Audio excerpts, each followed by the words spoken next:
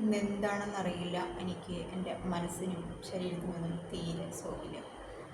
അപ്പോൾ ലൈവ് വരാനൊന്നും പറ്റിയില്ല. എല്ലാവരും ക്ഷമിക്കണം കേട്ടോ.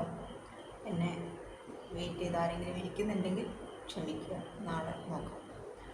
പിന്നെ അപ്പോൾ വെറുതെ ഇരുന്നപ്പോൾ ഒരു ചിത്രം വരയ്ക്കണം തോന്നി, കാണിച്ചു തരാം കേട്ടോ.